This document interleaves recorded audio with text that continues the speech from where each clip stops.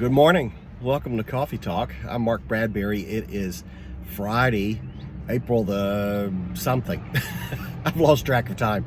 Hey, we're still in the middle of this coronavirus epidemic, and you can see here, I'm out in front of my local Starbucks. So why don't you grab your own cup wherever you are and join me this morning. I use the drive-through. It's because the social distancing guidelines are still going on, and that's good, fair enough. I got my normal, but I like Starbucks. Actually, to tell the truth, I like coffee shops in general. I work from home, as many of you know, and so my whole modus operandi during the week is, I might come up a couple of times during the week and just work from here as I am. Just enjoying the hustle and bustle of the atmosphere, the friendly comings and goings of people, just having that background noise. Now, Starbucks is really friendly here, but they're obliged to follow the social distancing guidelines that have been set by the state relative to the virus outbreak. So that's good. They're a good corporate neighbor, good for them. But, we talked yesterday about true friends and what that means. And, I hope you reflected on that a little bit. Now, Starbucks here is a great model of corporate responsibility, but I don't expect them to be my BFF. This is a retail establishment. They try to create a friendly atmosphere, as they should, because that's good marketing and public relations. But their goals are not about establishing a true friendship with me. That would be nice, but I don't expect them to. But sometimes in our relationships, in our friendships, we make the mistake of bringing certain unsafe people into our lives, and maybe just for what we give to them or get from them. And then we expect them to be true friends in spite of what they really are.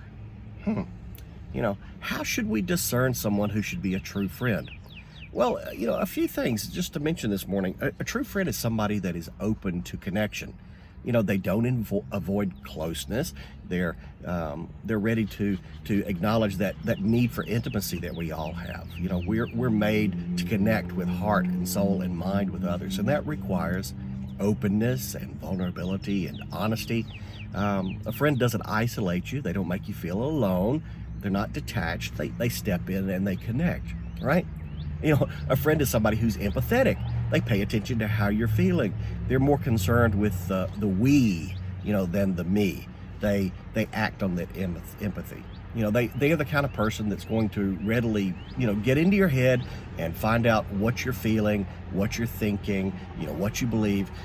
They'll try to understand what it means to walk in your shoes, right? That's what it's all about. They will probably even withhold their own opinion and pay attention to what you're needing in the relationship in order to enter into your world. It's a very natural and mutual give and take of caring.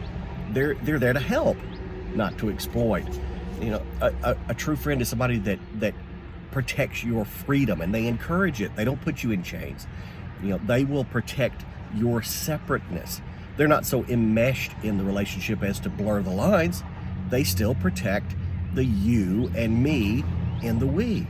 They hear you when you say no. They maintain their own spiritual and emotional property lines.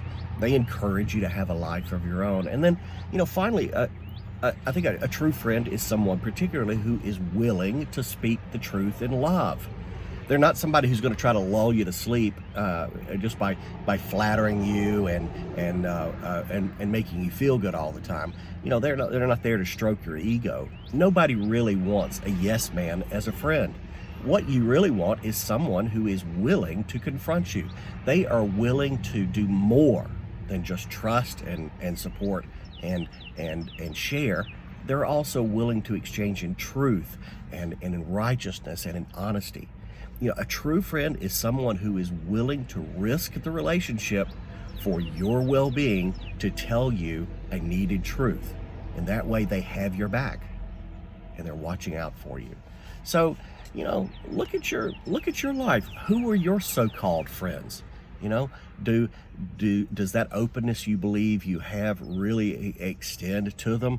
Does their empathy extend beyond the impact of where it hits them in their lives?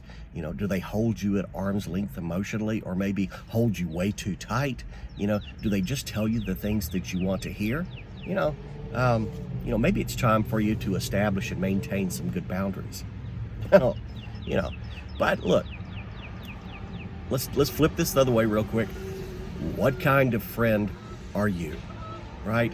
Are you a true friend? Now Starbucks here, you know, we have a real relationship, right? You know, I give them money and they give me coffee. That's a fair transaction. But you know, friendship is based on more than just what you get and what you give. It's based on more than transactions. It is based on love. So think about that. We'll talk more. And in the meantime, enjoy your coffee.